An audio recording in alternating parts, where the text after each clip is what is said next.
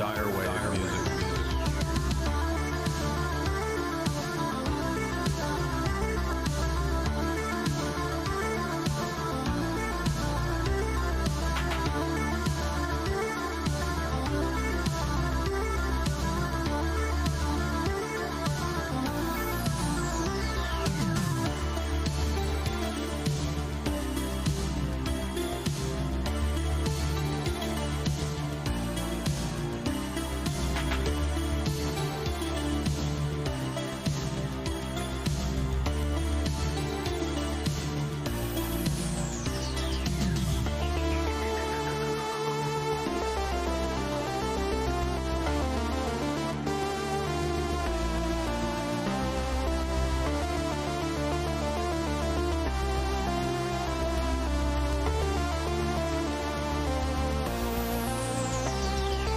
Who is this? I don't know. It's me. It's Amid the Ruins. It's a guy who makes dire wave music.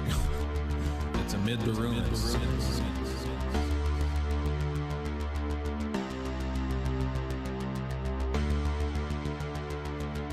Dire wave music.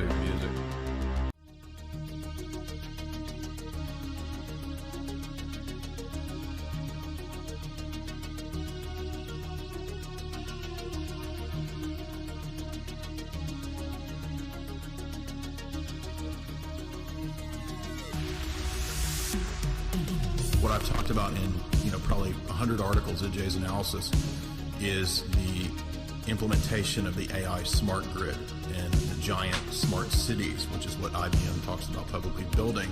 And that's where we're going, and that's what I think we have to be really concerned about. So all of these tensions, they are part of a long-term strategy to basically get everybody moved into mega cities. They'll be forced off of land and so forth for environmental reasons, and basically concocted and invented environmental nonsense. Then you'll be stuck in some hellhole mega city in a, basically a carton-sized apartment living over a Target or something, or inside of a Target or a Walmart, as I said several years ago. It's actually coming true now. There's actually Target cities.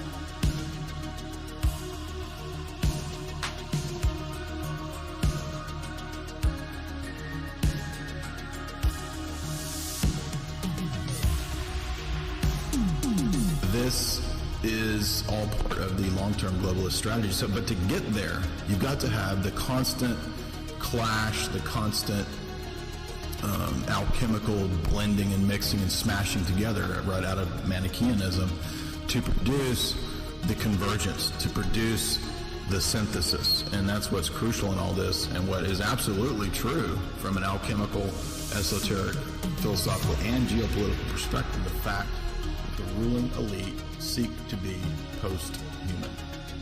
jaysanalysis.com. You are not allowed to do that. Girls are not allowed to do that. Welcome, boys and girls and nerds. Are you all little simple jacks tonight? Are you tall enough? Are you all little simple jacks? Yeah. Do you have your overalls on? Are you ready to play? Are you ready? Because tonight's movies do feature Simple Jack. We got a treat for you boys and girls tonight. We got Lawnmower Man, 13th Floor, Johnny Mnemonic, Vanilla Sky, Existenz, and Videodrome. Yep. So I'm a more and more Cronenberg fan. I mean, I've seen many Cronenberg movies over the year. I'm only 1 year old. Over the year that I've been alive, and now I am more of a Cronenberg fan because I enjoyed Scanners. Do you remember when we watched Scanners and did that? Yeah, his head popped. That's what I remember about Scanners. You look nice tonight. You do too. I like you in blue. It's uncommon.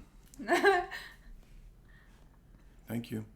I look like I'm wearing I'm either going to sleep in this boomer pajama shirt, or I'm going to give you 50s gas. Self-service. Better tip me, greatest generation. I like it. I want more than a dime. Are you the greatest generation? We are Zennials. Oh, yeah. We are on the cusp of millennial and Gen X. A micro generation. And even though I'm the creator, founder, copyright, trademark, owner of all the boomer jokes, I still get called a boomer all the time. Which makes no sense. If you birth the joke, you give birth to this joke, then you get called a boomer. And I don't have anything in common with boomers. So you become what you mock eventually? The only thing I have in common with boomers is Florida and a tiny grill. But the tiny grill is like a homeless person grill. It's not even boomer grills. They're like, they weigh a ton, and you wheel them around like a damn gurney, right? Mm-hmm. You do have some boomer slippers that you wear, yeah. But the feet sweat, so I can't even really wear them. Yeah. So that's a boomer problem. Sweaty feet, clammy feet, clammed up feet. Don't read the chat. Okay. They will distract you, and they'll try to play mind games, try to get in your head, play psyops, like the Lawnmower Man. Do you remember that he gets in people's heads? Oh yeah. He develops god powers because of evolution. Is that what you want to start with? Well, we want to remind the people, welcome everybody, and by the way, you can do super chat still through Streamlabs, and that little gay zombie pops up doing the Running Man. So you please can still support your favorite content creators. I hate that phrase. This makes me sound like a freaking machine that spits out content. The content machine. Support your favorite content machine. I'm a content algorithm that just vomits it out for you. You're the little baby birds, the baby nerd birds, and I'm the mama that chews up the content and vomits it up into the baby nerd mouth. Baby nerd bird? Okay. That was a good You're supposed to laugh at the jokes. No, that was like Alex Jones level, like weird and gross. And that's what my mind does. I go through these, like improv style stream of consciousness thing. Yeah. That's what's fun. Some of the people in the chat are actively presently engaged in 4 simultaneous psyops on us at one time. Whoa. So what are we doing? What are we starting with? We're going to start with not that. That's the popular one. We're going to do the less popular ones first. Okay. We're going to do 13th Floor and Johnny Mnemonic. Pick one. I liked 13th Floor. Let's start with that one because I was surprised that I liked it more than Dark City. Remember it was kind of like, what was it? Dark City and the Truman Show. In the Matrix. Now we're intentionally not doing the Matrix because, I mean, everybody has. Come on, it's time to do the other 80s and 90s. Virtual world, internet, right? What's coming is going to be so badass, dude. Surf the net. We're going to be surfing the net, and it's going to make everybody smart. Yeah. And everybody's going to be cool. Yeah. And there's going to be Napster and LimeWire. You could download a song, and it takes like 3 days to get one MP3. And you can leave it running all night, bro. Yeah. And you'll have your favorite Enigma song, Return to Innocence. Mm-hmm.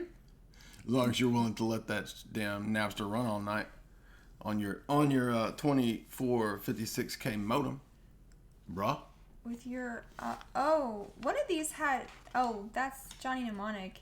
His data storage was super tiny. Really yes, in the future when they download things into your brain, they apparently didn't consider the fact that like 5 gigabytes is not a lot. Yeah.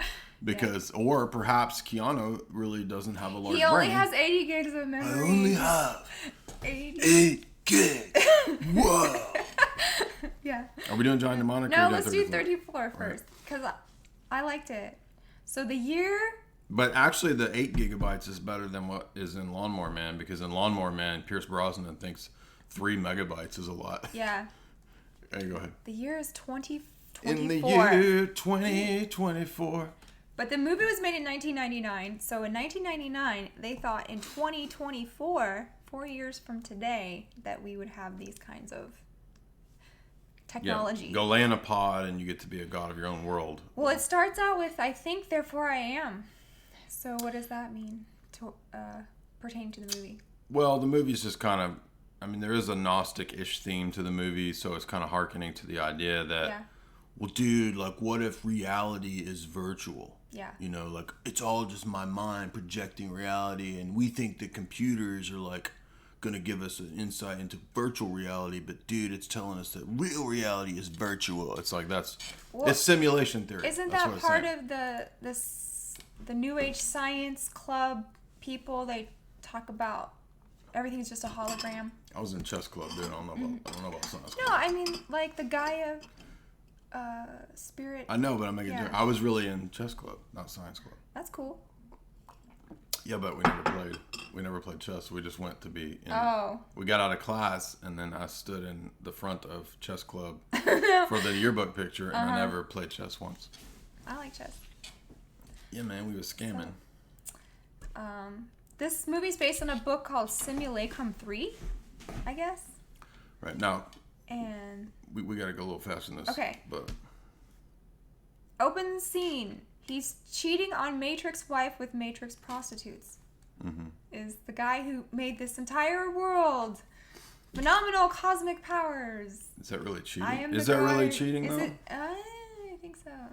How is VR it? If the actual wife is also not actual, then how can you cheat on something that's not real? But didn't he have a real wife in the real? Well, we'll get You just to that. ruined the movie. Yeah, that's the whole Oops. thing. Okay, is that so wait. He's cheating on his Matrix wife with Matrix prostitutes. The future sucks. usually in dystopian movies, the so future that's sucks. why Usually. they have to escape. Wouldn't be very good dystopia if it was like a badass. Future, like, Yeah, that's why they have Everything's to awesome. escape into virtual reality because reality bites. What is that movie? Surrogates? yeah. Yeah. Let's see. Fully formed cyber beings are Sims or units NPCs. Mm-hmm. So he's going into this cyber world, and all the people are so realistic that it looks like the real world. Like you can't tell the VR from reality. The VR is even better than reality, Right. actually. And so it's full of NPC units, right? Just like Inception. Mm-hmm. Yeah, that's a good analogy to Inception. Mm-hmm. Yeah. What I liked about this movie was that one of the worlds was set in Los Angeles in 1937, which I think is a cool time and place. It's in sci-fi noir. This is in the 90s when neo-noir was still popular. Is this the one that had the Blade Runner apartment? Uh-huh. Yeah, Yeah. that There's was a lot of throwbacks to Yeah. Blade Runner in this movie. So there's talk about transferring consciousness into the Matrix. Every character has a double or an avatar, right? Let's see. The Sims are missing time when they're not occupied. Do you remember that part? Yes. So So, there's also a mind control element to it, to where the people kind of pass out, Yeah. and then other consciousness invades different NPCs' consciousnesses. Mm-hmm. And so there's like a weird. It's basically like, what if virtual reality was actually just alternate realities, and they all kind of coincide, and like alters are just people in other, Yes. multiverses or whatever. Like you're just an avatar for an alien or an angel or a demon or some kind of... Yeah, we're doing 13th Channel. Floor, the 1998 Yeah. film 13th Floor. Which I thought... It was better than I thought it was going to be. Because I'd never heard of it. Let's see.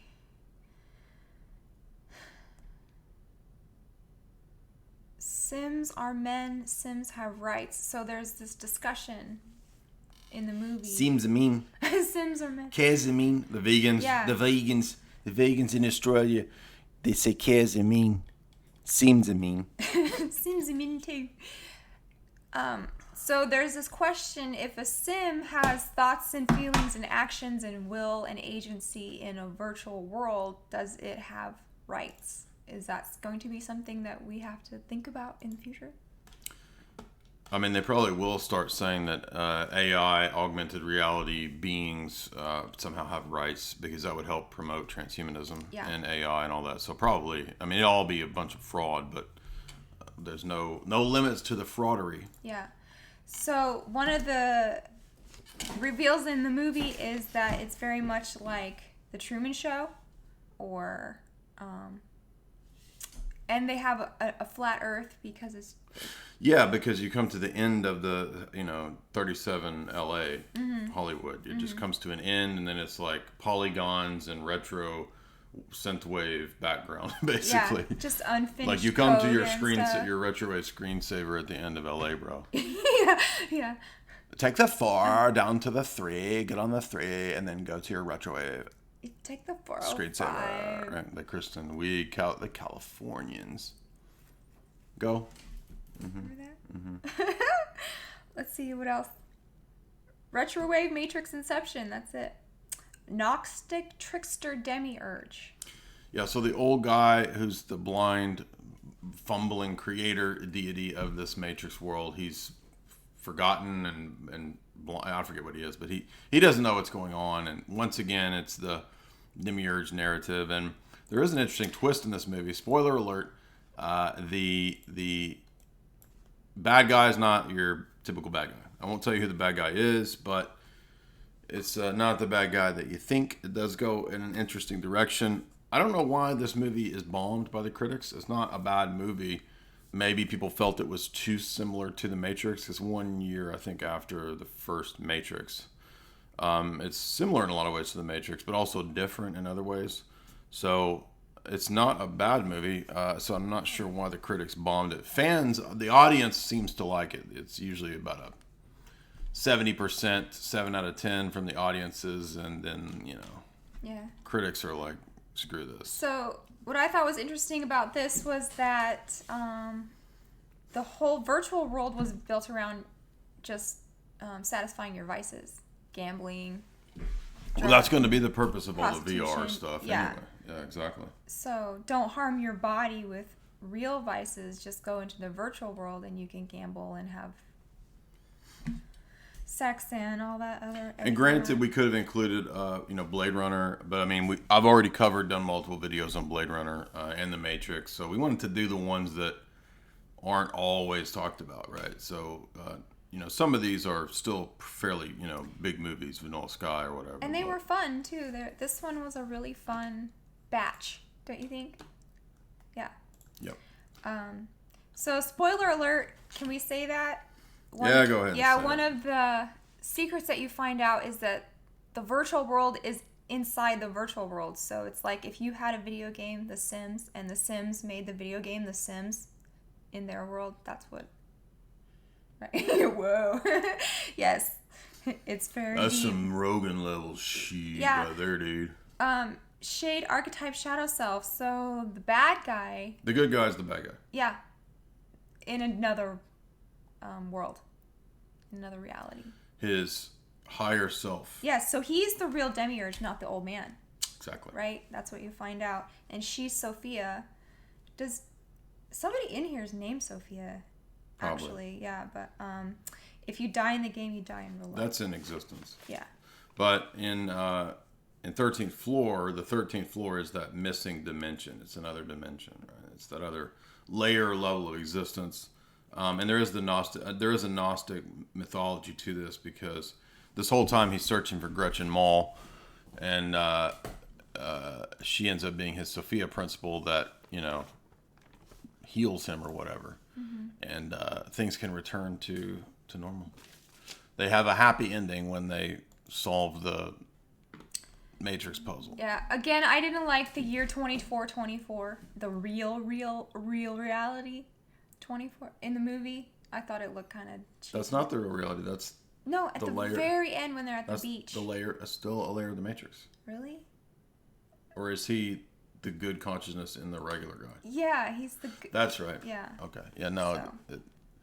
L.A. does not look like that. No. Mm-mm. So they have this glistening. Nor will it look like that 4 years from now. There's like glistening, space city in 2024. Yeah. And it looks like.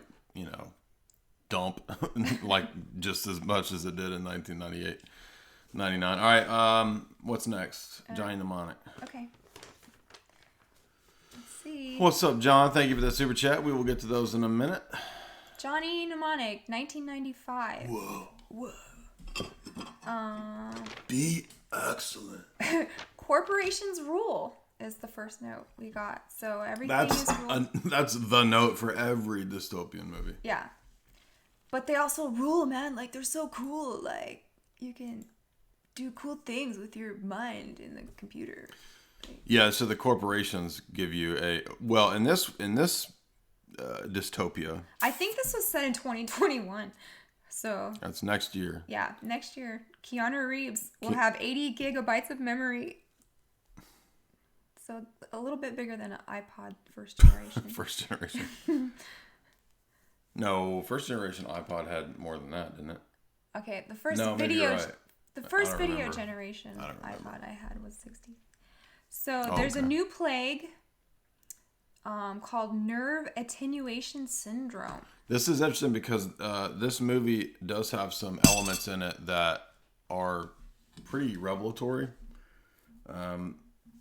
There wasn't really much in 13th Floor that was revelatory in like a predictive programming sense, but Johnny Mnemonic does have that because we find out that the sickness that people are getting everywhere is due to the overabundance of frequencies. Wi-Fi. Yeah, there's all these frequencies 5G. everywhere. Yeah. And it's basically Oh. it's basically messing people up, and so that's the dilemma that Kinko has to solve at the end. But anyway, this is a William Gibson novel, so that's why this has some of that element, because he wrote Neuromancer, which has some of these same kind of predictive stuff, and it has the Matrix in it. That's in Neuromancer. So we know that William Gibson's going to give us something predictive. There's a new class of people called the low-techs. Remember that? Yeah, these are the revolution. Oh, there's always a revolutionary in Yeah. every one of these dystopian movies. So the low-techs don't want to merge with the machine. They live under the bridge. They live like rats, but they ironically have a giant computer system. So it's like they use technology. They're not really. They're like Amish, or they're like the Mennonites, right? Yeah. Like the Mennonites will use the bank and the card, and Amish are like, we don't use zippers because they're from Satan. They use the word Literally. InfoWars, so there's some kind of battle going on. Right. So there's all kinds of information warfare is brought up in this. I'll also place in the notes. says- Chips Klaus might store data. Oh, they talk about storing data in humans, and Klaus, as we talked about in Fourth Industrial Revolution analysis, Klaus mentions that in his book. He says that in the future we might store data in DNA. That's what this movie is about. And Kinko Reeve is actually a spy. He's a data courier spy person, and he's called Agent Smith. And he's dressed up like Agent Smith in The Matrix, which is odd because it's only 3 years later that he will play Neo. So, I don't know. The low-techs live in city cores like I just said rats. that. New Darwin in wake-up call. Oh, so Darwin is a hero. Neo-Darwinian. Yeah. Darwinian. See? But he's at the New Darwin Inn when he gets a wake-up call. And then there's Skype.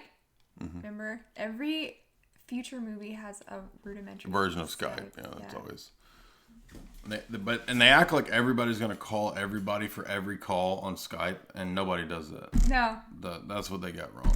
Right? They Skype is for interviews, and that's it. Everybody texts everybody. There's nobody that Skypes. FaceTime. There's a lot of interesting things going on in the background of the world in this movie. Like China, there's like riots in China and Beijing. Remember that? Yeah, it's very much a Blade Runner kind of future, but not very good special effects. So it looks like, they're once again they're throwing back to Blade Runner, and he mentions that he has to fight the Yakuza. So the Japanese Yakuza at the beginning is working for, they've been hired by the big corporation, whatever the big megacorp in every dystopian movie is. So that it was interesting that they have this kind of, spy element to it. And it makes, I've not yet read William Gibson, so it makes me really want to get into Neuromancer, because I'm sure it has a lot of predictive stuff in it. But thank you for those super chats there, Finian, and we'll get to those here in a minute. Keep going. Twin girls, I don't know what that means. Maybe there's some... Maybe I was thinking of like the astrological, just like in Kubert, the twins. Astrology. Oh, yeah. Yeah, so he only has 80 gigs, and then he has to get an upgrade, and he gets 160 gigs, man. But it's not enough. He's Mr. Smith. You said that. Keanu has a rebel tooth, just like you. So there's a close-up of his teeth, and you can see on the bottom, just like Jay, Keanu has one. It's 1776 in my mouth right now. There's a revolution going on in the underground.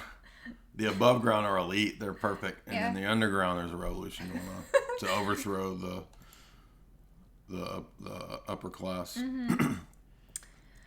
Comic book characters, anime battle scenes. I don't remember that.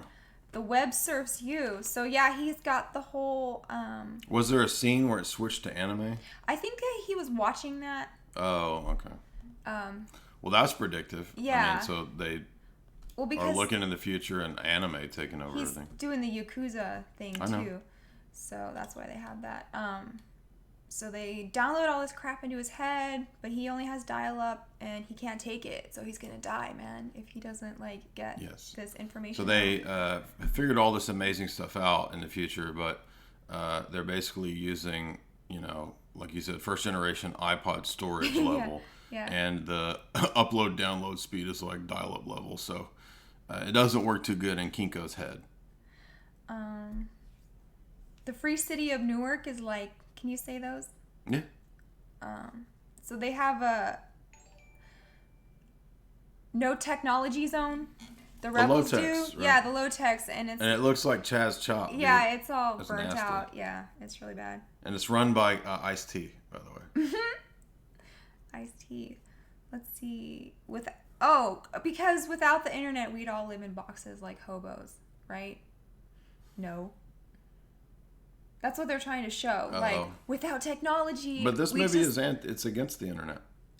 That's why this movie is good. I know, but the low-techs live like rats in the sewer, and so we need... Because they're oppressed, though, by technology? Corporation Inc. Corporation Incorporated.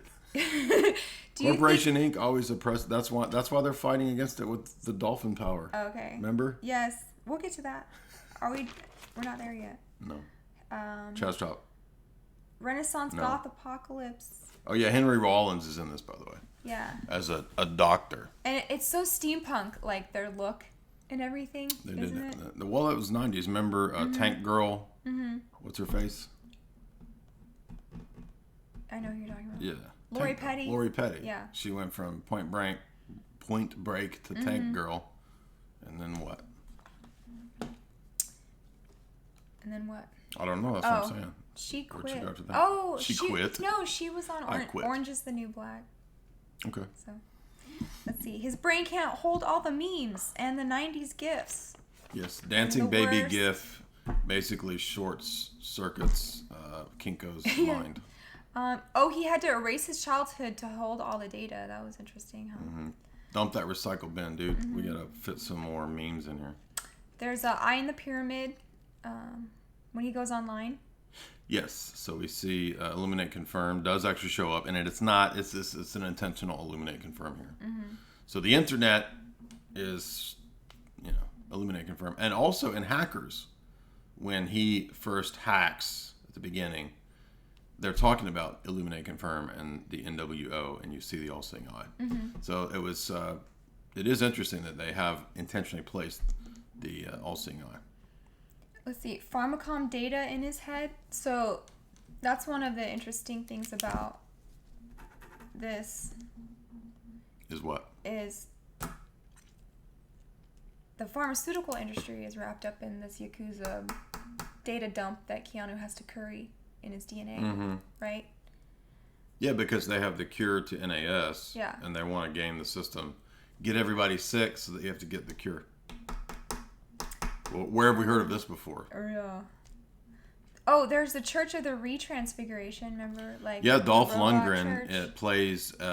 Imagine Dolph Lundgren dressed up as Jesus, dressed up as Francis of Assisi, as a super soldier, as a super soldier assassin. So yes, that's Dolph Lundgren is literally playing a super soldier as Francis of Assisi as Jesus, and he's the head of a cult. Oh, and then if you get this neurological disease, this nerve attenuation syndrome, they call it the black shakes. That was kind of weird because you didn't they shake. Spit out goo or something black? I think they did have foaming something. So technology, Wi-Fi is poisoning people. It's poisoning people, yeah. Pharmacom has a cure. And Pharmacom, who is behind this poisoning, has a cure. Yeah. A William Gibson story, is that the author? Yeah, I just said that like 5 times. Deepfake? Yeah, I think there was some kind of a version of a deepfake in the movie at some point, which is, again, way ahead of its time. I don't remember what it was, but yeah. Oh, there was one, yeah. What was it? I know what you're talking about, but I don't remember what it was. I know that in my heart there will never be a fake Keanu Reeves because he is a deep reality for me. There's no deep faking Kinko. You can't fake that. He's true love. Yeah. He's pure love.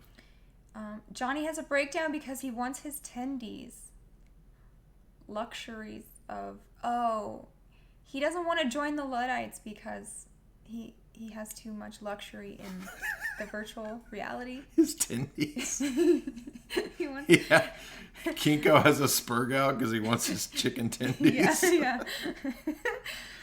Are they virtual tendies or are they real? Yeah. Well, like if you live in the technological world, it's half and half. So you have your creature comforts and then you can have whatever you want in VR. Yeah. You get like infinite tendies in VR. Why are they fighting technology by being steampunk? Get the word out. That's just an older version of tech. They're anti-tech. No, they're low-tech. Yeah, they're low-tech. I guess steampunk, even though it sucks. We draw the line at AI, man. We just like machines. Oh, okay. Yeah. Except for, there's the Robo-Dolphin. Your favorite. What does this remind you of? And he beats Dolphin Lundgren. That was my joke. I want credit for that. What does that remind you of, the dolphin?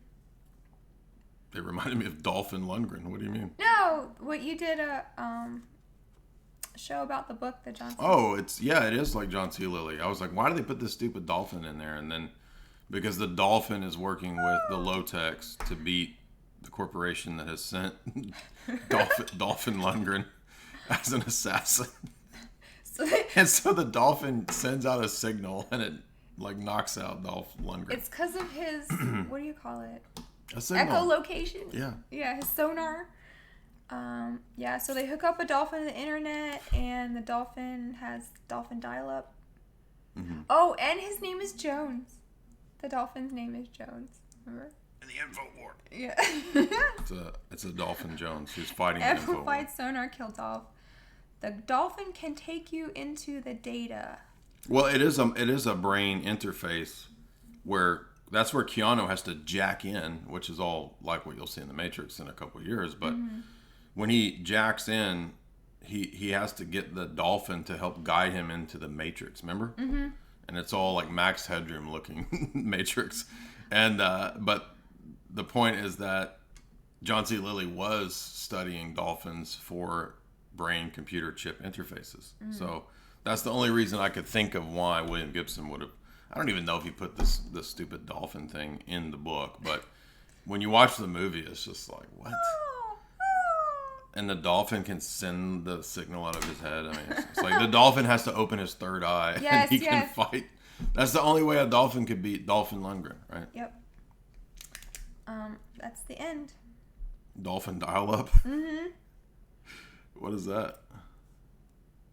What's your last note? Is this lady trapped or AI? Was there like a cliffhanger? Do you remember? I don't remember how it ended. Anyway. That was Johnny Mnemonic. I had fun. How many Dolphin Lundgrens do you give Johnny Mnemonic? A 7. 7 out of 10. This movie is not that good. But I had fun though, so it bumps it up. No, as a movie, not how much fun did you Okay, have. as a movie, 6. This movie is at best a 5. Okay. I mean, come on. 5 dolphins for you. All right, what's next? Get that stink ball out of here. That stupid ass movie. I mean, it was funny. Vanilla Sky or Videodrome? Are you missing one? No. Lawnmower Man right there. We just did that. We haven't done Lawnmower Man. Oh, we haven't? No. Okay. Where you at? All right, this is your favorite of the thing. No. No? The best movie of these, arguably, is Videodrome. Okay. What's that up there? We'd already did that. Existenz. Oh, yeah. That's pretty good, though. Anyway, pick one to go next. Let's go Lawnmower Man next. Okay. Yeah. Dude, let me warn you, because Lawnmower Man, okay, I haven't seen it since the 90s. 1992. Lawnmower Man is pure comedy. If you go into this movie looking for anything other, why are you drinking? You don't drink coffee. What are you doing? Do you want water? You don't drink coffee. Okay. This movie it's retardo, like its central character is retardo. So yeah, I mean, we think of the history of slow characters, and we think of life is like a box of chocolates, and we get Forrest. Like Mick Jagger. Forrest Gump, Mick Jagger. I hate Forrest Gump. That's one of my all-time most hated movies. Life is like a I box can't of stand. chocolate. Never liked Tom Hanks' face. Always disliked his face. Radio. Cuba Gooding Jr. playing a blessed slow boy. What was that one with Billy Bob? Sling Sling Blade Blade with Billy Bob as a blessed slow boy. And there was one more I had. Simple Jack. Simple Jack, but yeah, whatever. He doesn't really count, but we'll count him. Oh, Flowers for Algernon. Oh, yeah. But, yeah. So let's start with this. This is 1992. Yeah. It's a Steve King story. I've not read this dumb thing. I don't know. Every time it's a Steve King story, everybody's like, it's nothing like the book. I don't know. Whatever. I mean, I've read 3 Stephen King books, and I mean, well, we did that. Didn't we do a talk on The Stand? It was like the book, pretty much. But I haven't read any of these other ones, so I don't know. I don't know what the Lawnmower Man's like in terms of the book. The books are probably way worse, and they took out the horrible. Did you read it or any of those? No, Stephen because King I books? heard it was really bad. The book is bad? I mean, as in like. Oh, like degenerate. Yeah. Okay. Like way worse than the movie. But so Stephen King took his name off of this. It was so bad. Really? I think. I thought it was a hit. I don't know. Let me you start talking. Okay, so it starts. Let me see if it was a hit. I don't remember. Opening scene: virtual space industries, right? And they had the monkey in the mind wiper in that carnival ride, the gyroscope. So they have the monkey in the vomit machine, like he's gonna eat too many hot dogs. Well, remember we did Fortress, and when they wipe Christopher Lambert's mind. Yeah. They call it the mind wiper, and it just happens to be that stupid ass ride from the circus. Yeah. The carnival ride where you spin around and get your ass dizzy to throw up. It's just it's so that you can throw up the funnel cakes. Mm-hmm. So they have a monkey in there. I think that's Yes. Is what? Michael Jackson's Monkey Bubbles. Remember that? That's not Bubbles. I know. I'm just saying. No. You should lie to the audience and say that it is. That'll make for a better story. I just wanted to bring up Bubbles because I like him. Why not? I'll bring up Bubbles anytime. He apparently has some kind of upgrade, and now he's a monkey assassin. So the deep state, under the guise of virtual space industries, right? Mm-hmm. Really retardo name for a company that deals with creating virtual spaces as an industry. RoboCop monkey super Which is soldier. like, but what the one interesting thing about this is that it is made clear that they have a secret relationship with the deep state. Yeah. So this is a public-private deep state company. Yeah. That is tired of doing experiments on monkeys because the monkey turns into monkey assassin. He breaks free from the deep state. I'm not kidding. So the monkey gets out of his mind wiper, breaks free, and you said he goes and kills people? I don't remember this, but that he was going on a shooting spree. it's like Mafia Monkey. All he needed, and I would have liked this movie if they had just given him a cigar, because a monkey with a cigar is funny, but if he doesn't have a cigar, he sucks. But a monkey with a cigar and like a Tommy gun, yeah, that would have been great. We need to watch that one where the gorilla's the butler. Oh my gosh. Renee Next Russo. time we do the worst. Worst of all, okay. Yeah. We'll do worst movies of all time. Let's see. So the monkey, but anyway, they're mad because they can't figure out if it's really going to work by turning monkeys into super intelligent monkey assassins. So they decide to RoboCop monkey. He literally looks like RoboCop. He has the like. Yeah. So they make a super soldier monkey. Vision. Yeah, and then they were like, all right, let's find a beautiful slow boy to experiment on. Yes. Well, you said YouTube says Fahey is a woman's fantasy. What? Which I thought was funny if they meant him in this as Job. Job, Jobe. That's his character's name. It's so stupid. He wears overalls like freaking Chucky, like a 4-year-old. Like he's on the box of Play School toys, like literally. I know. He's dressed like Chucky. Yeah. I mean, come on. What slow boy actually does dress like Chucky in overalls? Come on. He's like my buddy, dude. Mm-hmm. Oh yeah, totally. My buddy. He gets around on Hot Wheels, right? Mm-hmm. That's what I'm telling you. This movie is freaking funny, dude. I mean, you cannot take this movie seriously. It will crack you up. Hey, the evolution of the human mind, we have to take it seriously. Oh, that's actually it's not PC, is it? Because they chose a slow boy. Yes. And so it's not PC. The next step in evolution is VR, and it can turn all of the dum-dums into geniuses if you just jack in. That was the stupid part of this movie, was that jacking in is going to lead to human evolution, and we're all going to get smart. Dude, once we can have Wikipedia in our head, dude, we're going to be so smart, and everybody will be a genius, dude. Mm-hmm. It'll be awesome. We'll have Google in your brain, man. Right. That's how they present it in the movie. And they even say the evolution of the human mind is virtual reality. Yeah. I think that's what the Pierce Brosnan character says. I like how they're contrasting Simple Job.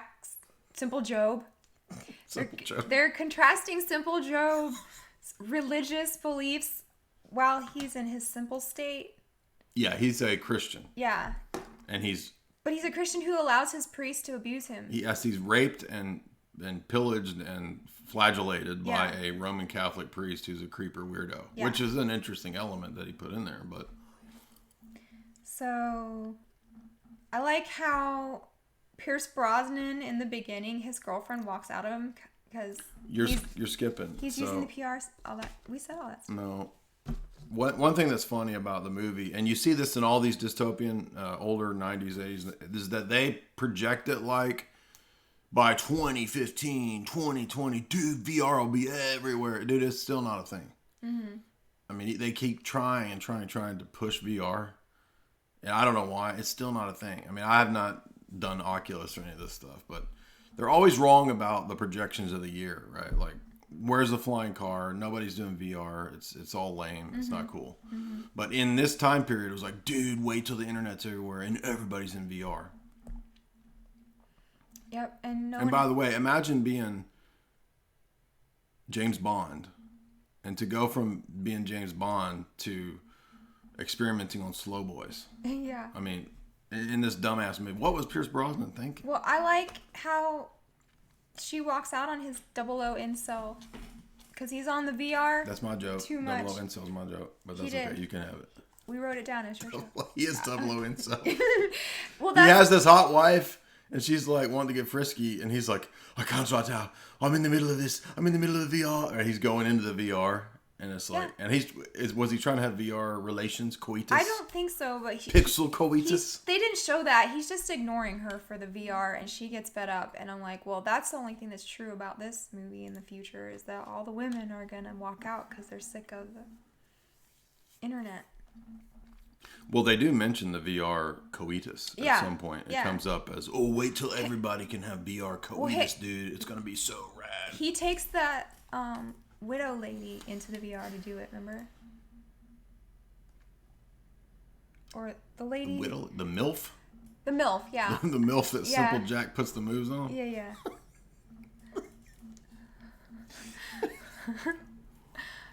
This was in Flowers for Algernon, too, because there's this point... So he's simple, and then when his IQ starts going up, like he's doing whatever he's doing, and then he gets to a certain point, and he hits puberty, and then he notices boobs. Yeah. And it's like, oh. Yeah, he was too simple and childlike before that.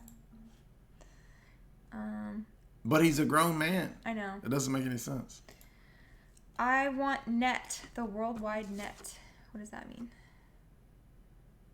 Oh, that my note was that I'm talking about the way people thought about the internet in the future. They were like, we're going to have the net, and it'll be the World Wide Web, and you'll be able to surf it. Mm-hmm. And everybody will have the net, and we'll all be surfing it, and it's going to be so rad. And they didn't realize that it was like the destruction of the whole universe. Mm-hmm. The internet would bring the total dystopia, collapse of civilization. The dirtiest thing ever that man ever created. Well, they didn't, in the movie... I guess you could actually argue the movie, well, if you know the end, the movie is kind of warning that the internet the internet's going to lawn mow us all. that's what happens, remember? Yeah. It's going to mow us over. Oh, lawnmower over man. Oh. Lawn mowing man. Yeah. And we're all tards. Tarts. Yes. We're all Jobs, and we think we're going to be turned into geniuses by the surfing the web, and instead it's gonna mow our minds because he mows that one guy's mind at the gas station. Yes, he did.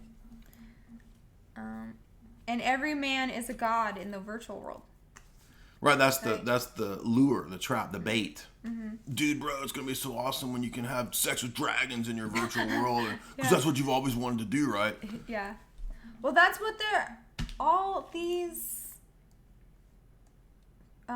futuristic movies. Where we at? That's what they're doing in the VR. Or right here. Right?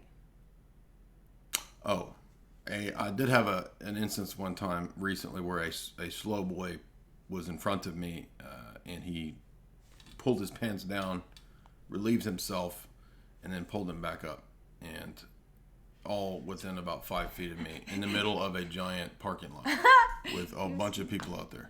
That was an interesting event, and that was a true story. That really happened. I know. I missed it. I was inside. You didn't miss anything. Let's see. Oh, the lawnmower, he calls it Big Red. Because it's like a car. It's like his fire truck. His toy. Yeah. That's so dumb. And then Pierce Brosnan is like, I'm so tired of experimenting on monkeys. If I could only but find a slow boy to experiment on. And then he walks out of his basement, and what do you know? Next to him is a shed provided full with a slow boy right in front. Oh, well, here we go. So he lures Job into the apparatus. Yes. And they play video games, right? Well, they start with video games. Oh, yeah. And then it turns into, by the way, why is the neighbor's kid, who's like 10, hanging out with Job, the full-grown man, Chucky boy, slow boy, and they're in Pierce Brosnan's basement? Isn't that a little weird? I mean, nobody thought this was weird. Didn't you always go over to your adult neighbor's house and play video games in the basement with a slow man? And what's with groundskeeps always being weirdos? They're always creepy. Groundskeeper Willie. If you're a damn groundskeep, dude, give it up. Well, remember when he first goes in, ritual magic symbols. No, this is the second time he brings him in, and he says, "I want to take you to the next level." And then this is after the video games. Yeah, then he feeds into him all of the ritual magic. Yeah. And shout out to Isaac, Illuminati Watcher. He and I'll be chatting tomorrow night about a series he did that was really cool. But Isaac also covered Lawnmower Man, and his analysis was funny. By the way, we didn't steal the Simple Jack joke. We thought of it also in concert with you, Isaac. We love you. It's super obvious, but I mean, I think that the Ben Stiller movie had to be pulling from this. Yeah, probably. Oh, and also there was alchemy symbols. Right. So he uploads ritual magic into Jeff Fahey's head. Yeah. Anyway, and this turns him not just... So he has a stage where he's a genius player. He's like turns into this genius player, but he actually looks like a gay version of Javier Bardem. He looks really weird. Yeah. But then he goes from macking on the neighborhood MILFs to an insane God man. Like he thinks he's got God power. He starts developing God powers. Yeah, and psychic powers. like he has, can and telekinesis. Makes stuff fly around. And it's just, it turns into total idiocy. So the more time you spend in virtual reality, the more cool powers you have. And he just keeps like downloading more information into his head, and he's evolving to become the new God. And then he faces off against the crucifix in the virtual world, and he's like trying to defeat Jesus in the virtual world. It's just, I don't know what drug Steve King was on. It was very Max Headroom inside that VR world. It was. I mean, it was really. This is a really, really stupid movie. It's only good because it's freaking hilarious. But it does show that Silicon Valley and the military-industrial complex, deep state, are totally the same, and the military-industrial complex is behind the Silicon Valley companies, private companies, quote unquote, and that this is being put out for everyone's social engineering. And they're called the puppet masters in the movie. Yeah. Did they mention nootropics in there? Yeah, they mentioned nootropic drugs, like limitless pills, which I just thought was a odd reference, but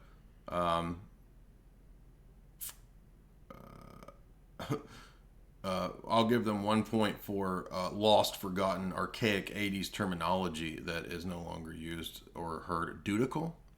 I never heard that before. We always enjoy the slang that never made it. Right? Like Stop trying to make dudical happen. Yeah. It's not going to happen. Fetch is never going to happen. Right? Yeah.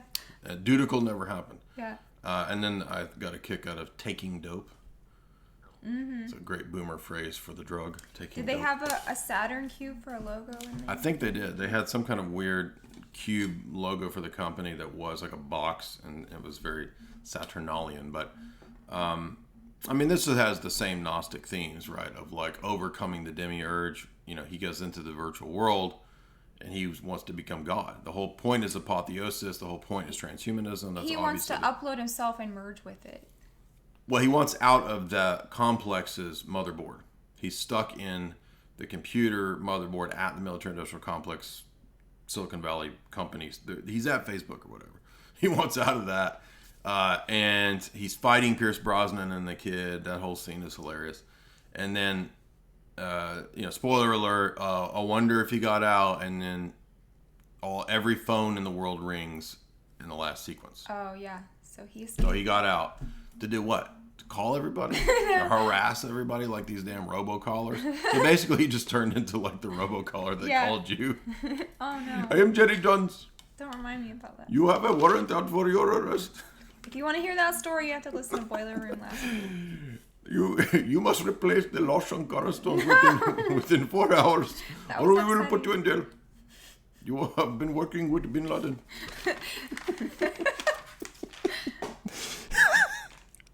Where are we at? Existenz. Okay. This is nice. You lead this one. I can't read yours. Yes, you can. I'll help you read it. Okay. That's your job. Slave Reader. units. Welcome, everybody. We got 300 nerds. You're watching Jay's Analysis. We're doing next up David Cronenberg, my new sort of favorite director. Existenz. Existenz. This one creeps Jude me Law out. and what's her face? Jennifer Jason Leigh. This one creeps me out. It's a creepy movie. It's good. Like all David Cronenberg movies, they're unsettling. And the first time I watched it, I was unsettled, but I was still into it. The second time I watched it, I liked it even more. I'm glad we watched it. I do recommend Existenz. By the way, back to how many overalls do you give Lawnmower Man? 3.5. Yeah, just on the basis of whether the movie's good or not. Yeah. Yeah, I'll give it 3.5 overalls. What do you do with a half overall? It's dutiful. Like you hang it off like yeah, like TLC. When they used to do that one. TLC. Yep. Don't go chasing waterfalls, bro. That was the biggest song of 1995. Where you at? Slave units in Existenz. What does that mean? So the film begins with this weird meeting of people at a former church. It's an old church, and this crew of people is there to try out, I think they call it slave units. And it's a new video game that's being developed, and it's like this weird, almost looks like human organs that you squish on and stick into you to jack into the Matrix. Spine, yeah, and you then stick it in. with like an umbilical cord thingy. It looks like an umbilical cord. It also has sexual-ish connotations. It looks like a nipple and a thing. Yeah. Yeah. And I think they're called something's called slave unit. The thing that you have is called your slave unit. So you in this dystopian future, everyone carries around their virtual world bodily organ with them. So Cronenberg, I guess, thought it would be interesting to merge the worlds of technology and biology into, as if this thing was like an organ, probably like where we're going with these phones and whatnot, right? They'll be like organs. Yeah. So it's a video game summit. Corporations, they're testing out this game that's been developed, and they liken it to a virtual religious experience. So already Cronenberg and there's no doubt about this, that the film has this Gnostic connotation to it, right? This world is the real virtual world. The architect of the virtual world is the crazy psycho. And can you beat the video game like this life is the video game, right? God, the creator God, is the boss of the video game, basically. Alone with games? Everybody's just alone, I guess is what we're saying. Oh. The other thing that's funny about this that doesn't make sense is that maybe this was a clue to tell you that this is, once again, shocker, surpriser, alert. You're not really in the real world. You're in the Matrix. Yeah. There's always that, which reality is real element. Jude Law. His name is Ted Pickle. What? Didn't he say his name was Ted Pickle? P-I-K-U-L. Oh. Ted Pickle. I thought that was funny. I don't know, but... No, Pickle. Oh. P-I-K-U-L. Allegra Geller, the demoness goddess. So she's the Sophia, or is she the demiurge? Creator? They call her the demoness, the goddess, because she is supposedly behind... She's the badassest game creator. Remember, the Jennifer Jason Leigh character is the awesomest game designer in the future. Yeah. And so there is an attack on the testing display. We don't know that. What do you call it where you're testing out something? Beta testing. Yeah. Anyway. But the funny thing about there is an attack though, and he runs away with her. Jude Law says. Oh, right. The funny thing about that was the meeting had like boomers in it, like. That was what I was gonna say. The summit. None of these boomers are gonna be playing this game. Interested in the game, like. That should have been a clue. Yeah. So they do identify Allegra as the goddess, the demon, the demoness, and so some guy comes in and death to the demoness Allegra Geller, and he tries to kill her, and she runs off with Jude Law, and then so Jude Law's now on his adventure with her. What does this say? 6-year-old boomer games. Bullet tooth bone gun. Games develop people all over the countryside. I don't know what that. Yeah, sometimes I can never read my note. Yeah, there's some weird stuff with bodily parts and fluids and goo and mush and all that. That's always going on, I guess, in David Cronenberg movies. But the bone gun actually comes up later. That's one of the keys to let you know when you're not and when you aren't in the Matrix. Oh, okay. But what is this called? Totems? Yeah, like in Inception. Yeah. In this dystopian future, it's just like in 13th Floor, you can go into other matrices in the Matrix. So when you go in, you can then go into a store where you buy other games inside the game. Mm-hmm. So then you get lost in the sense of like what was real reality. Yeah. Hence why at a philosophical level, I think David Cronenberg is asking us an existentialist question. Existence. What is existence? What is actually real? Mm-hmm. And if these virtual realities do come to be indistinguishable and we go into them or whatever, how will we even know what is real? And will we even forget to come back to the one that is real? I mean, I don't think that's really going to happen, but that's the question he's raising. That was Jude Law's worry. His character was always worried, like, how do I know what... Yes, he keeps asking her. Yeah, and she doesn't really answer him. She doesn't really give a clear answer as to when or how he'll know. Will my body be okay if I go into VR? So this world, this reality is the lowest level of reality.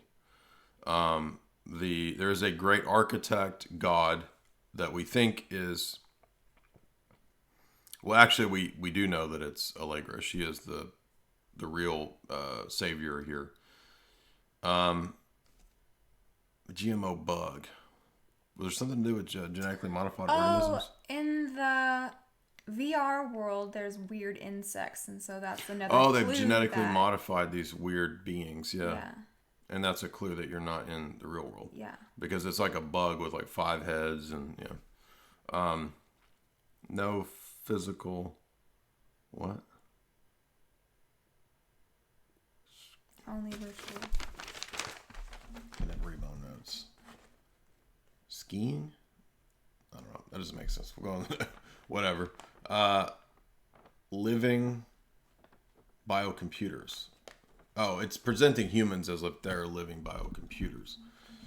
And then amphibian eggs. There was something crazy to do with fish. Oh, that's right. The way that they create these computers is through fish eggs, and they genetically modify seafood and fish to be storage units for computers. Remember that? Mm-hmm. And you are the body. So this is actually something that they're rolling out nowadays, which is that the human body and its energy itself will actually power the slave devices that track and trace you. Klaus talks about that, but that's been mentioned by the tech elite for a long time. The trout farm, don't they mention the GMO trout and that they couldn't tell the difference between the real trout and the fake trout? This is all going on at a Chinese gut factory. At a restaurant too, remember? Well, the restaurant is the front for the gut factory. Yeah. Oh. And they're genetically modifying the eggs at this factory to make the video game. The video game, yeah. Yes. So there's this David Cronenberg likes to utilize the macabre, the absurd, the grotesque, as it's called in literature. If you read Flannery O'Connor, the grotesque. It is a metaphysical movie. Not a lot of movies are bound up with metaphysical questions. And so, even though obviously I don't agree with David Cronenberg's, I'm sure he's a Gnostic, but he does at least ask metaphysical questions in movies, which is pretty rare. So even though he's probably denying that there is a real world, I'll give him points I'll give him 4 Jude Law teeth and 3 fish guns because he's asking interesting questions. Mm-hmm. What does that say? Energies of reality. Can't even read. I gotta write better notes, man. Anyway, so as you can imagine, spoiler alert, the real world was not the real world. It was all layers of Matrix. But they eventually do get out of the Matrix, and Jude Law is there to... Doesn't he shoot Allegra at the end? Yeah. Right? Yes. Jude Law is the assassin. He shoots Allegra. Yeah. Because the idea is that she is the demon goddess who designed this Matrix, right? Mm-hmm. Is that right? She's the demiurge in this one. Yes. Yep. And Jude Law questions this this game. Well, actually, doesn't he shoot 2 other people? He doesn't shoot her, does he? I can't remember. Now I've forgotten how the movie ends, and I can't read my note. What it says. Hit by a car? Oh, that's one of the games you can play. Get hit by a car. That sounds fun. Mm-hmm. Anyway, Existenz, great movie. I give it. And they only hook up in the virtual world, not the real world. Remember that part? You don't remember how it ends? No. Chat, how does it end? I'm sorry.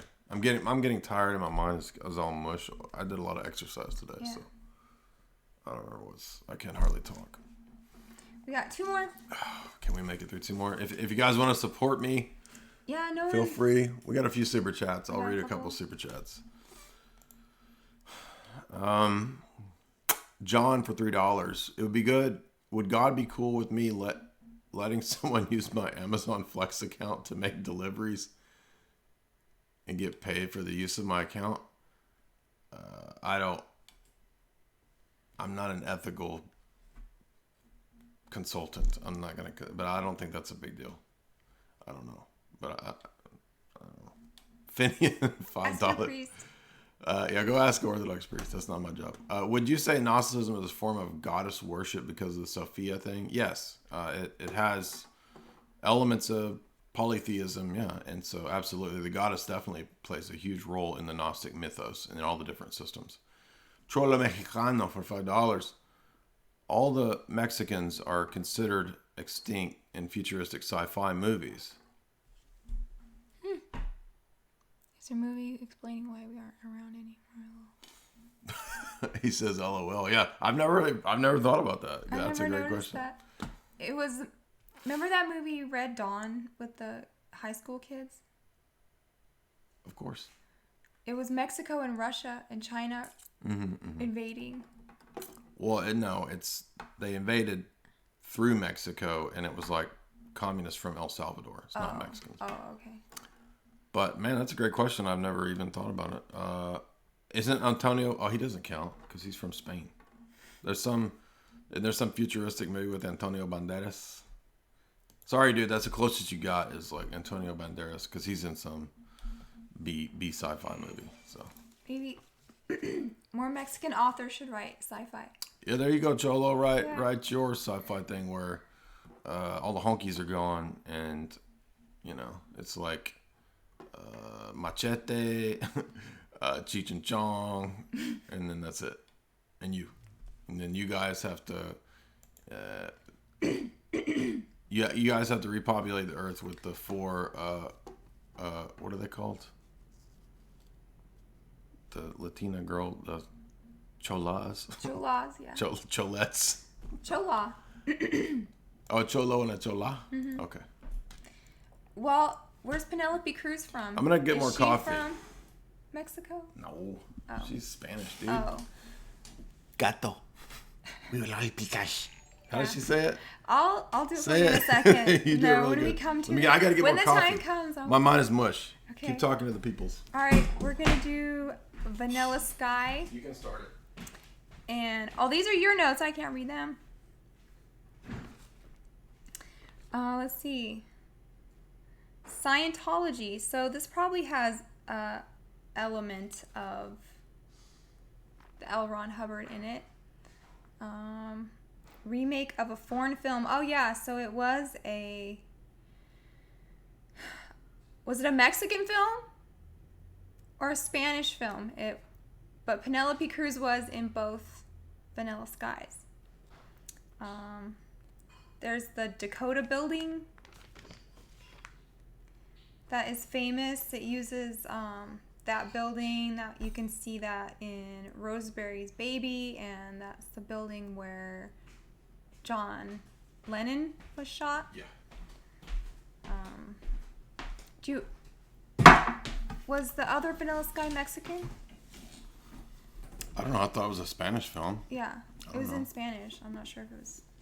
I don't think it's a Mexican film. Oh. And Penelope Cruz is not from Mexico. Yeah. I want to do this pretty soon here. This is the classic, what happened with Mark David Chapman and all that stuff. That'll be a fun one to do. But the Dakota building is relevant for this because, as she said, it's got all these historic connections. So, and I even watched the DVD commentary, and they said they intentionally chose the Dakota building for all those weird past events. And then you even see in the opening sequence, the camera flies in like a demon almost, which I think, doesn't it do that in Rosemary's Baby? Yeah. I can't remember. Yeah. Like coffee's weak, dude. It doesn't even do anything. It's like coffee piss, and I'm drinking the piss of the coffee. Gross. So it's not doing anything. It's too weak. It is a remake of the foreign film. I know that. Everybody's always, oh, did you watch the foreign film? Well, nobody watches foreign films, really. So, I mean, some do, but...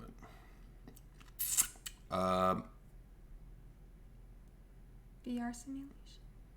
Right. Well, if it's in the whole series that we're doing on VR, we know it's a VR movie. Yes. So I'm assuming you've all seen the movie and you know that it's a simulation. Of course, when you first watch the movie, you're kind of, whoa, I didn't realize that. And I also wasn't sure until I went back and watched some of the DVD commentary what point he was in the simulation future state. Right. And it's when he passes out in the street. Oh, Vanilla Sky is also the name of a painting. That's why when he looks painting. Up, after he passes out, he looks up and sees the sky look like that. Yeah. Because this is his personal... And a painting is like a fantasy. It's his personal VR because he saw the painting earlier in his apartment. Yeah. It's also a Beatles song. I don't think it is. Yes, it is. Are you sure? Yeah. Well, this does have... Do you want to bet? No. Every time he loses a bet, he has to watch a dog movie with me. So he won't bet. It's a Beatles song. This is a dog movie. Vanilla Sky, Beatles. I didn't say that it wasn't true.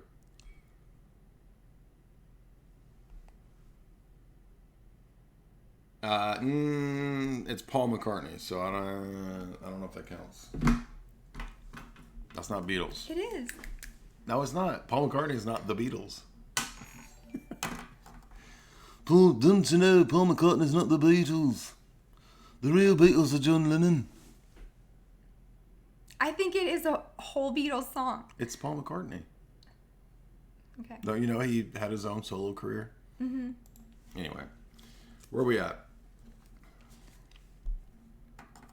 Oh, so it begins with him running, and he sees the empty Times Square, and then he wakes up. This, by the way, this reminded me of that movie Quiet Earth, which is a B sci-fi movie that's actually really good. The guy thinks he's the last guy on Earth. It's a fun movie. That's like a CERN type of thing where CERN went nuts and deleted everybody somehow. Anyway, watch Quiet Earth if you've never seen it. If you're looking for a good independent sci-fi movie that's fun from the 80s. I think it's a New Zealand movie or Australian. Anyway. Open your eyes. Do it. Open your eyes. Yeah. I'll tell you in another life when we are both cats. That's a good Penelope. But she says, Open your eyes. Open your eyes. And then Tom wakes up. And so this is also like Inception. Notice the similarity between the virtual world's themes and movies and dream state movies. Mm-hmm. Right? Naturally, they're all the same. How do we know, right, what would be the difference? So he almost wrecks his car in that opening sequence with Jason Lee, if you were to notice. And that's a pre-signifier foreshadowing that everything that's happening in this beginning part is kind of leading up to the central foci of the virtual world, right? Because he's going to have the crazy car wreck with Cameron Diaz, right? Mm-hmm. So foreshadowing. Mm-hmm. Oh, and Cameron Diaz, she's such a pathetic character in this, like, total... Yeah, she plays crazy bitch, yeah. Who turns into crazy bitch. Yeah. Just a poor girl chasing a guy who does not care about her at all. And Tom Cruise is the son of some big publishing mogul who basically he runs the equivalent of Rolling Stone magazine. No, they call him like Citizen Kane. Now, like the his dad- dad was the like dad. the Hearst character. I know, but I know. Tom Cruise runs what's the equivalent of Rolling Stone. I know. Okay. And his board, they call him the Seven Dwarfs. Yeah, well, there are mythological or fairy tale references in the movie, and that's because ultimately this is a Luciferian themed movie, in my view. Because I actually think the movie is quasi Scientology related, not with all the alien bugs that attach to thetans and all that stuff, but just the whole idea of I mean, Tom plays a big role in the production of this movie. I do believe that Scientologists believe in cryogenic freezing, Oh, do they? and that's what this movie is about. I think so. If I'm wrong about that, I'm sure somebody in the chat can correct me. They would always but- say that Walt Disney did that, and then nobody could prove that. Right. That he was frozen. Oh yeah, and thank you. Shout out to Father Deacon. Right, Penelope Cruz is in both versions, which is an interesting thing. She plays in the Spanish and in this one. Where are we at? 90s. Yeah, his dad is the Citizen Kane type of character. Then we see the mask. Now this is interesting because what year is this? 2000. So this is a couple years after Eyes Wide Shut, and Tom and the Mask. This is a weird thing. Oh, yeah. It looks like an Eyes Wide Shut mask. It does. He's wearing the same. Ish. Kind of, yeah. So I think we can surmise that there's quasi similar themes going on here with waking up. Right? This movie continually says, "Wake up, wake up, wake up! Open your eyes, wake up." Mm-hmm. Now, Alarm clocks. yes, on one level, that's because the whole point of the movie is that he's in a cryogenic virtual state. Mm-hmm. He's in the Matrix. But on another level, the allegory of the movie is a Luciferian wake up to this world being the creation of your own consciousness. Mm-hmm. You are ultimately your own God. That's how the movie ends, with the statement, you are your own God. And then the final scene is an eye closed and opening. Mm-hmm. Eyes wide shut. Mm-hmm. Eyes open. Now they're open that this is all. Where does this take place? New York. Yeah. Where does Eyes Wide Shut take place? New York. Who's the director of this? Somebody. Is it Cameron Crowe? No. No. What's his name? Apatow? No. No. I just looked the other day. What was it? Is it Steven Soderbergh?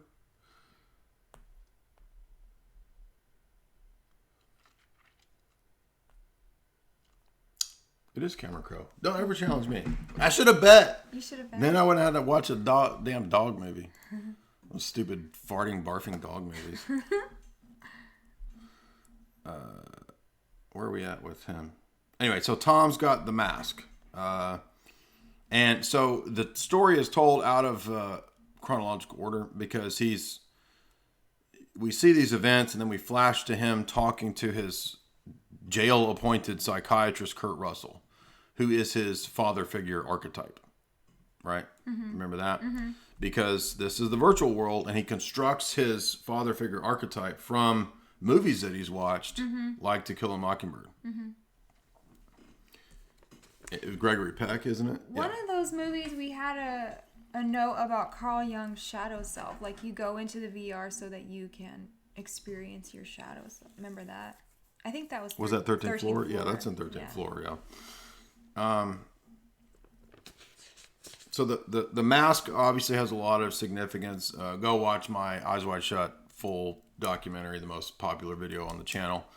If you want to see my whole analysis of that and the mask and that significance. Obviously, we're living in a period of masks being forced.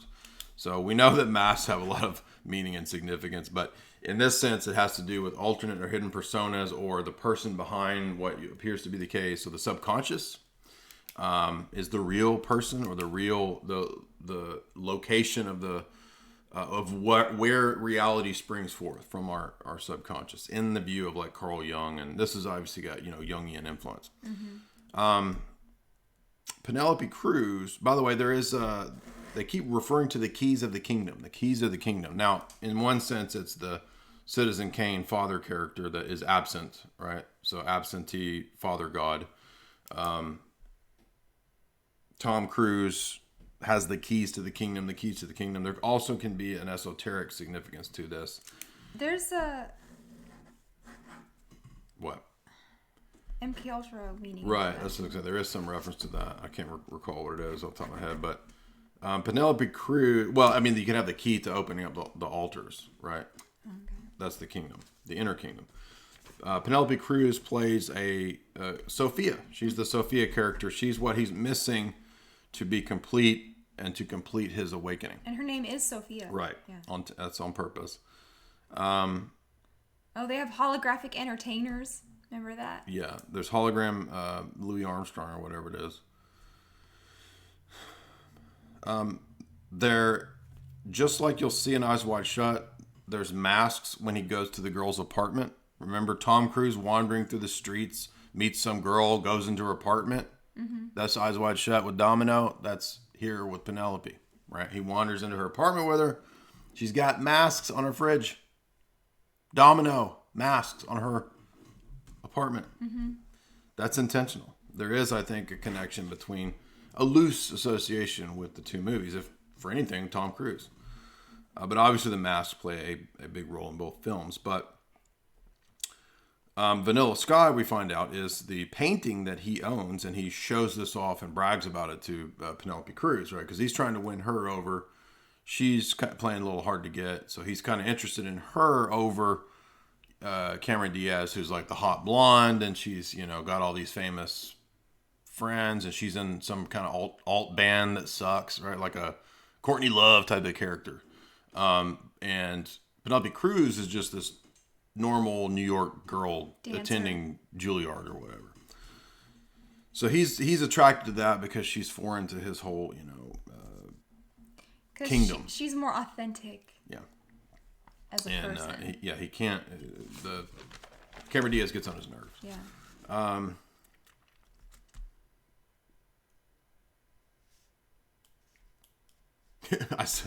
I said his mind is blown for a basic bitch because she's like the most boring, normal New York girl. Yeah. She's like, what is she like? Cats and dance. I mean, yeah. There's nothing interesting about her actually, and he's just like, whoa,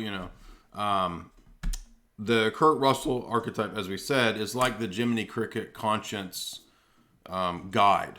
He's the father figure archetype who's trying to help Tom figure out what's going on in this mental labyrinth.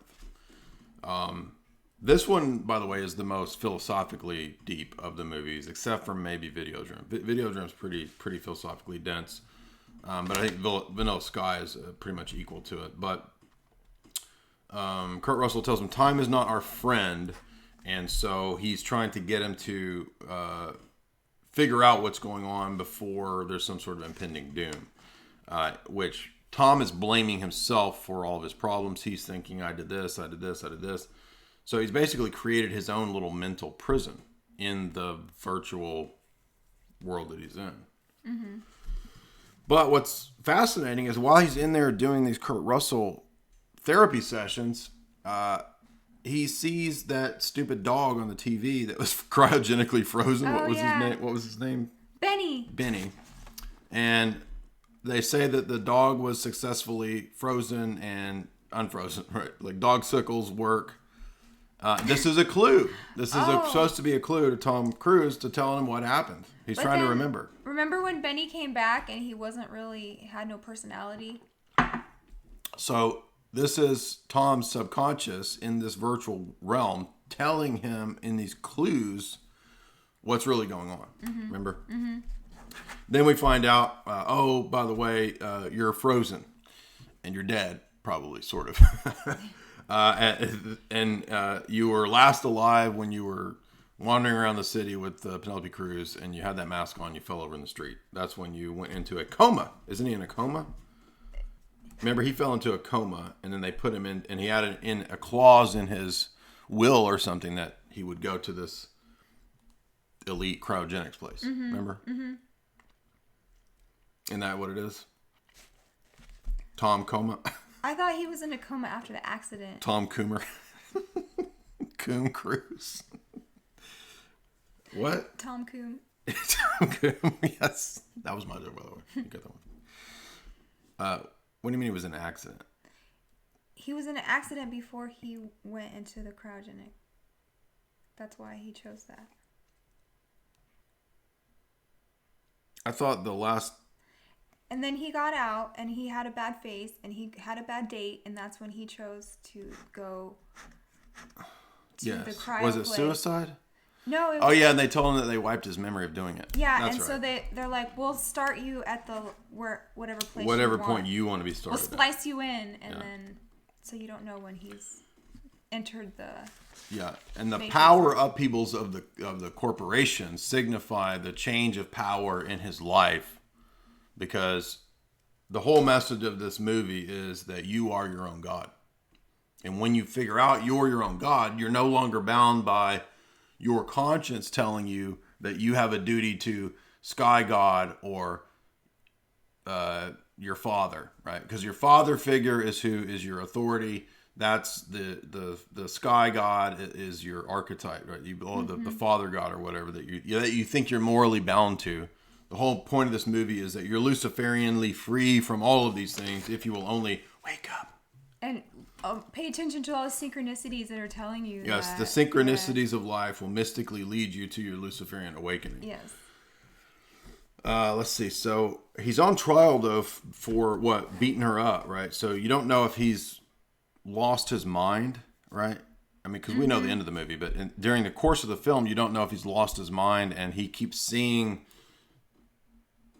Penelope turn into Cameron Diaz and back and forth, and so he beats the crap out of her, right? And then he goes to jail. Tom Cringe. That's why I called him Tom Cringe. And then Kurt Russell is trying to help him recall his memory. This is another thing with Gnostic philosophy, is the idea that you have to recall your true primeval state. Like, we're all trying to recall. This is the whole Platonic idea of metempsychosis and transmigration of souls, is to recall what it was like in our God state when we were the one, when we were God, right? Because we've fallen into this material world in that system. We forgot that we were gods, man. Yes, exactly. Remember that you were God, bro. Let's see. I don't remember what. He gets facial reconstruction, and he kind of looks sort of normal. In his fantasy, he gets. Remember, it worked. He got his face. Oh, and then the stupidest part of this whole movie is when he, and this is actually a key to the meaning of the movie, which is that awful song. What if God was one of us? Just a slob like one of us. And this is the key, the clue to tell you that you're in your own mental God world, Tom. We're in Tom God world. Cringe Cruise God. God Cruise. God Cruise. We're in God Cruise mode. Remember that awful song? Yeah. That song is pure garbage. They dude. played that every 5 minutes know. on VH1. He gets a Pepto-Bismol mask. I don't know what that note means. It just looks like Pepto-Bismol. It's pink. Is this a dream, right? That was another clue to the fact that he was in the virtual dream state, was that the cars didn't match up to the time period. Remember that? They were like 50s cars in certain scenes. So if you pay attention, you would notice some of the scenes that, that doesn't make sense. So he goes to his... he meets his Scientology handler dude who's creeping around, following him around town, who is the guy from the corporation, the Cryogenics Corporation, in reality sent in as a AI to tell him or whatever that he's in his dream state, virtual world.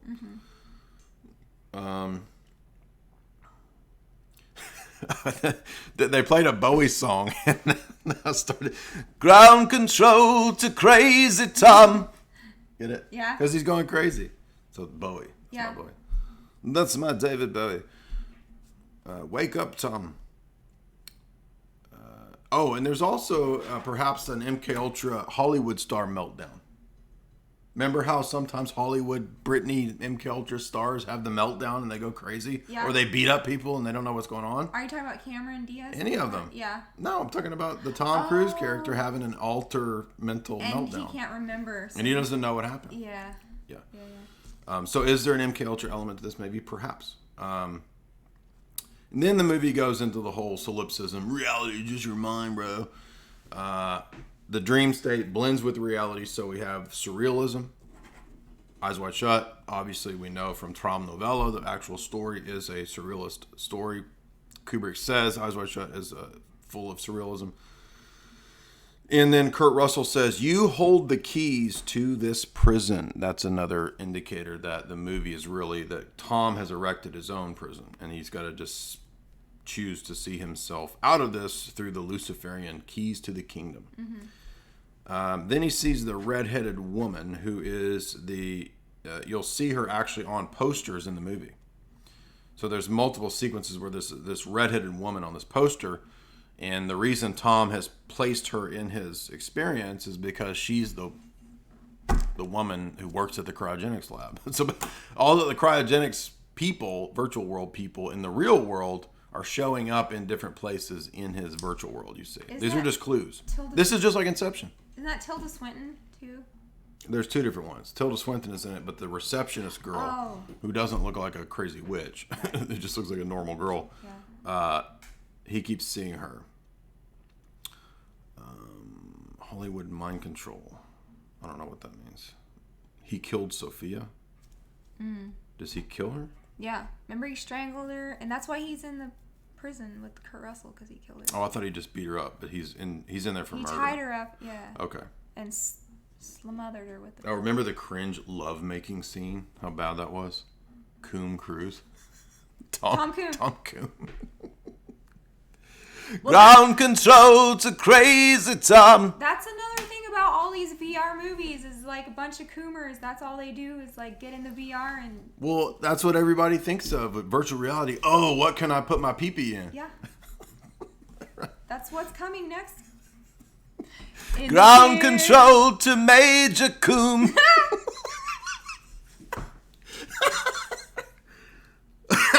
And the reason that this movie has the 60s soundtrack is because he works as the head of Rolling Stone or whatever. It's supposed to be Rolling Stone. You didn't get that? Yeah. Yeah. Cameron Crowe always puts the classics in his movie. I had another joke. Something about Tom Cringe, and I forgot what it was. Oh, I can only do the Tom like. That's all I can do with Tom. That's the only Tom Cruise impersonation. Did we notice something crazy about his teeth? Like they're not centered. He has rebel teeth. His whole upper teeth are rebels. All of them. He's got a Luciferian rebellion going on amongst his molars. Yeah. Left-hand path molars. Where are we at?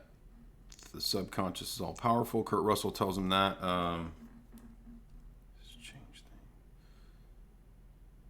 Kurt is his guardian angel character, his father archetype.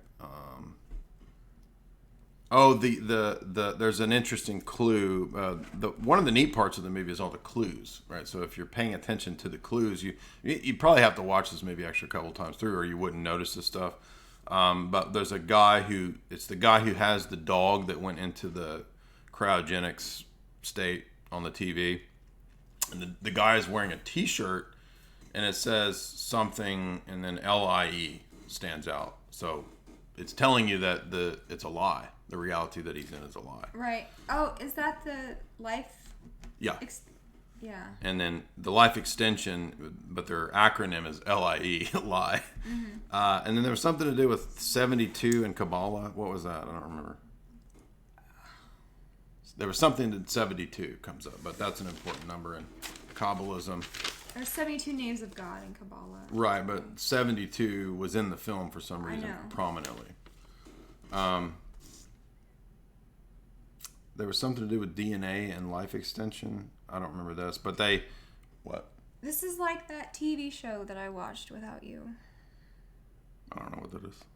The one about upload yourself into the The Cloud? The Cloud before you die. Okay, I haven't seen that, so I don't know. You should watch it. He chooses, this is the other reason we know this is a Luciferian themed movie, is he chooses the lucid dream option package for when he goes to the cryogenic company, and they're like, okay, well, when we freeze you, you can either just be there waiting until in the future we can save your life, or you can enter into the cryotainment option, which is where you get to live in your own universe. You get to be Tom God.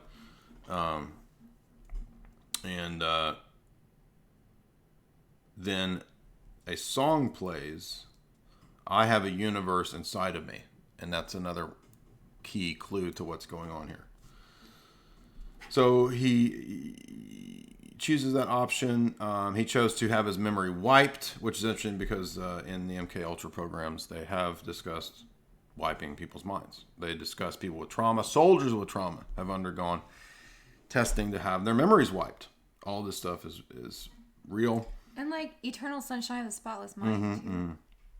They do refer to resurrection, but here resurrection means you stay in the cryotainment state until in the future we figure out how to prolong life and give you transhumanist immortality.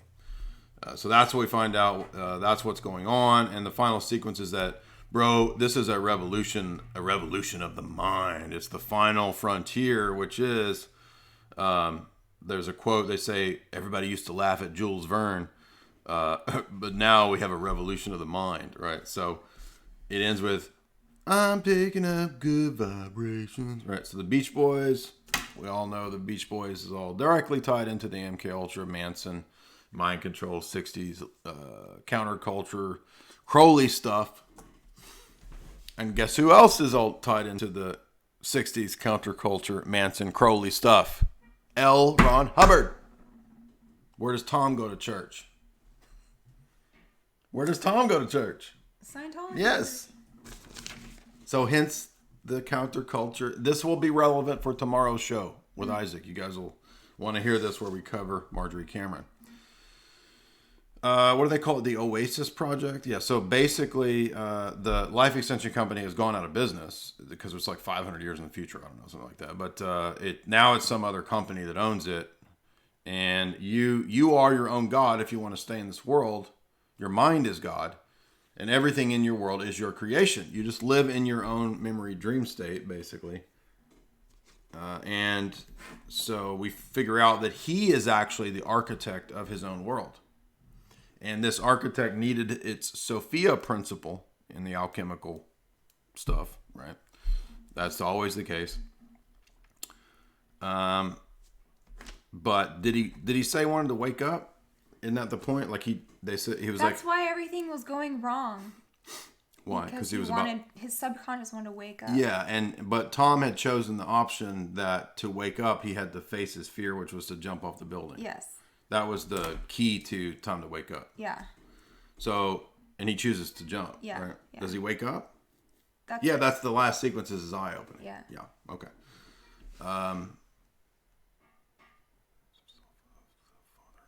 What was interesting is that he had to rid himself of the father archetype. Oh, because his dad was the mogul? Or the Kurt Russell, you mean? Both. Oh, yeah. So in other words, in order to become your own God, you're going to have to rid yourself of thinking that you need the God, the Father archetype, you see. Mm-hmm. You are the Because he's just a projection of your imagination. Exactly. Then Tom says, I want to live a real life. I don't want to be in the Matrix. So he had previously been a Tom Sickle. He had been Coombe Cruise. He had been Tom Coombe. And now he's Illuminate Coombe Fern. Oh, and his eye opens up. And that's the last sequence. That is Vanilla Sky. Last one. Can we do it? By the way, we got a couple super chats. We got some generous people finally throwing in that fat cash. Our buddy Dick Raw says for $3, do you have a PO so you can start playing that? Bro, I ain't going to say that on this channel. Come on now. Come on now, Dickie Raw. Fawns for $5. Now, no, homie, they're not getting rid of me that easily. Don't worry, bro. Don't worry, bro. Janie Sophia, interesting name. 25 fat ones. I'm a longtime listener. Your lectures led me to orthodoxy. Well, God bless you. That's great. That's what we want to hear. Tonight, we're just clowning around, though, with our classic esoteric Hollywood style. Tall City, $10. Thank you both. God bless. Do you have any thoughts on Michael Heiser or doing Unseen Realm? I've only read his Divine Council stuff, so I don't know about the actual book. I read the papers long ago before he had published the book, so I think his work's good. I don't have any problem with what I've read. Maybe down the road, yeah, we can do that. Okay, 280 nerds still here. Thank you for those super chats, everybody. Everybody like my Tom Coon jokes. Come on now. That was, yeah, that's good. Oh, you can't read this? No. So you won't read the ones that are, these aren't that bad. You gotta take the lead. I can't read your writing. This is probably, I like this one the least. Ground control to Major Coon. It's a crazy Tom. Crazy Coon. That's funny, dude. Come on. If you don't know what we're talking about, David Bowie, Tom Cruise. I'm happy if you don't know what. Because Tom Cruise goes crazy in this movie. Yeah. He acts like a. He doesn't reach Nick Cage level. I but wish he I didn't goes get crazy. the jokes. That's not that dirty of a joke. It's funny to call him Coon Cruise or Tom Coon, the way he acts in that movie. All right, Videodrome. After Scanners and reviewing Videodrome, I am much more impressed with David Cronenberg. I'm a new David Cronenberg fan. I mean, I always liked kind of some of the movies, but there's quite a bit of revelatory stuff in Scanners, and I like Existenz the second time through, and this is about my fourth time seeing Videodrome, and every time I watch Videodrome, I notice new things.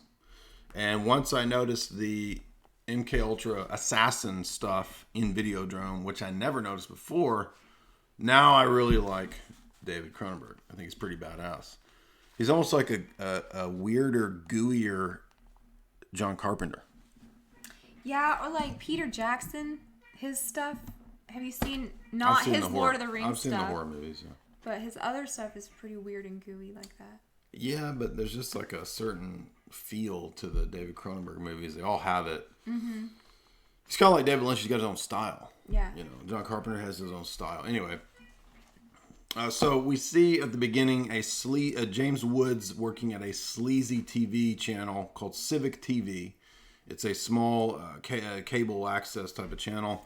Austin Access. Yeah, and they're trying to... it's the station that you take to bed with you. In other words, they play Degenerate right at the edge of what the communications decency people allow. Remember USA Up All Night? It's kind of like that. Remember that? Yeah, James Woods is basically playing like the director of USA Up All Night. Or the station manager type of guy. So what we see him originally doing is trying to broker a deal with some weird Japanese guys who have created some softcore erotic type of movie that's he watches, says this is too soft. It's no good. Nobody's gonna like this. So James Woods has it in his head that he wants to push the limits. He's like, we gotta go all in here and really push the limits. And if we put out some really degenerate, gross, weird stuff, we'll really get new viewers, right? That's what people are craving, is something new and degenerate and weird. So as he's on this, he's talking to his satellite nerd guy up in the station thing, whatever, all the tech stuff. This tech dude nerd picks up this station, which appears to be a Malaysian SNUFF thing. Doesn't really show this, so don't worry about it. I mean, it's probably a rated R movie, but that's what the movie is implying. It's something akin to 8mm type of a thing. Max is again. Max Wren is the James Woods character, and so he's immediately entranced. He's like, "Oh, there we go. That's what we want. We want something edgy like this Malaysian torture movie here." He says, "Let's put this on. It'll be violence galore. It'll be the next big thing." How is it connected to Professor Oblivion? There's something to do with Professor Oblivion. I forget how That's the guy who's only on VHSs. I know that, daughter but runs it. but how does he connect to the station? I can't remember. Isn't that where they're getting The feed? I don't think the feed's coming from. He says maybe it is. Anyway, we'll set that aside for a minute. But we have an interesting phrase. The TV is the retina of the mind's eye. That's an interesting. There's a lot of one-liners in here that are kind of meaningful.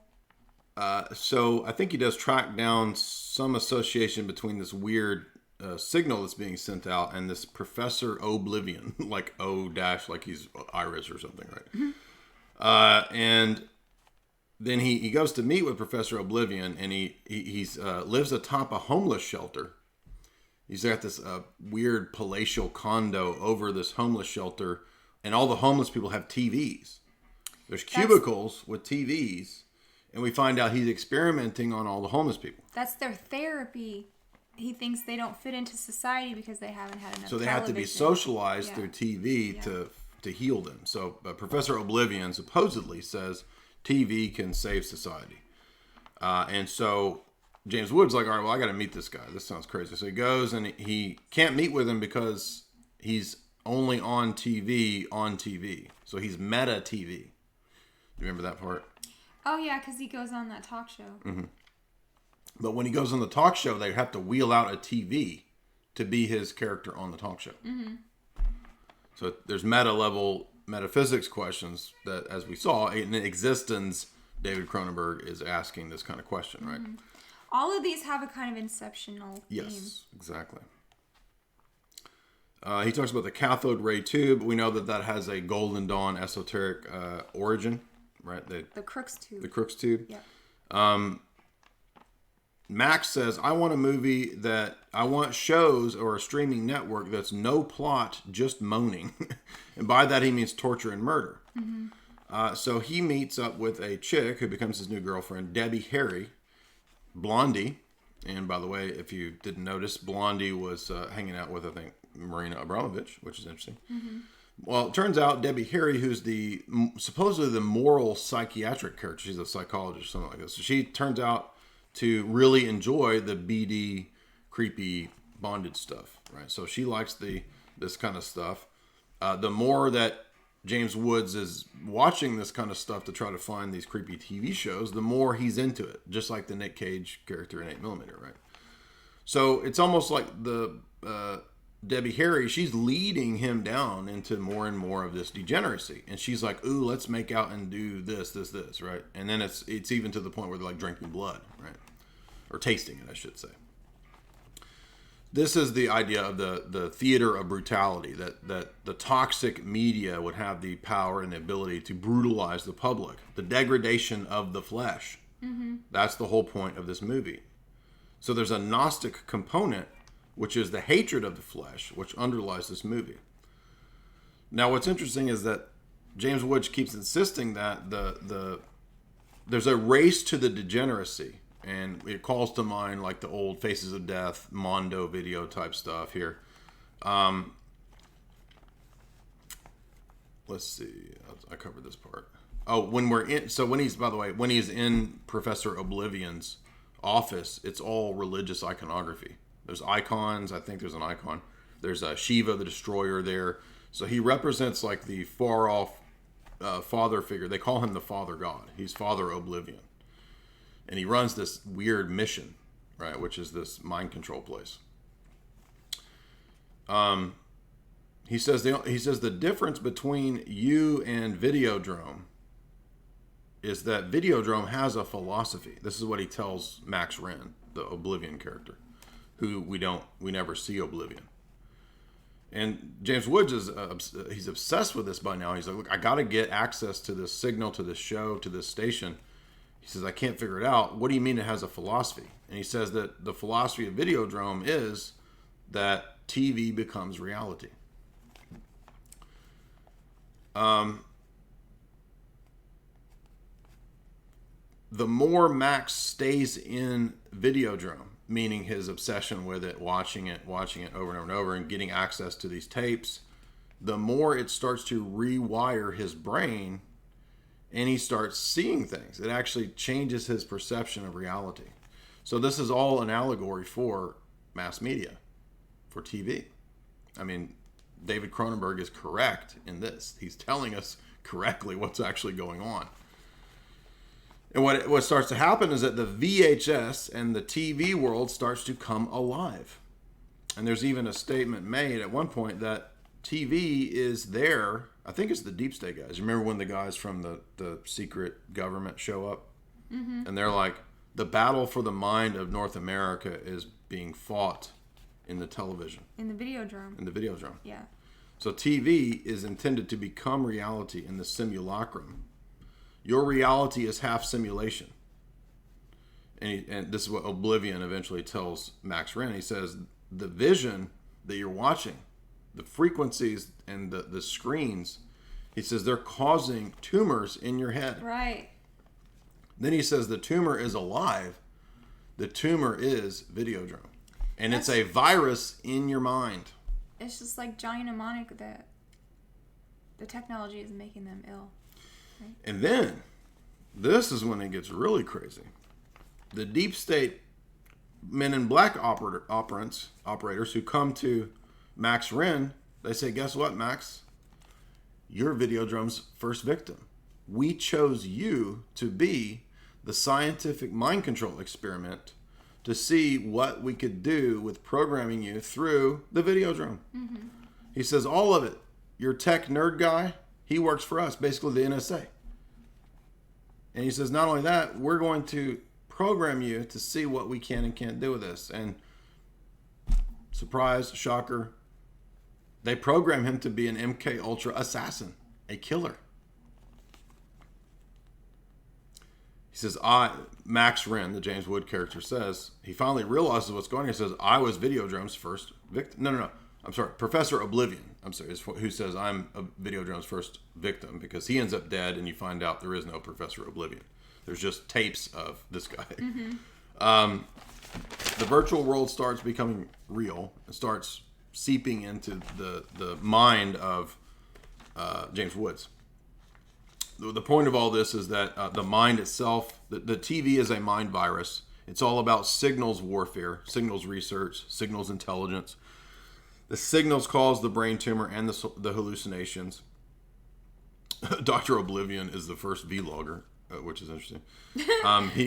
He is we find out he's the co-creator of Videodrome, but the reason he's dead is because he thought that television could be a thing that could educate people, but the deep state, the military-industrial complex, grabbed up all of the technology and weaponized it to create a tumor-giving toxic system.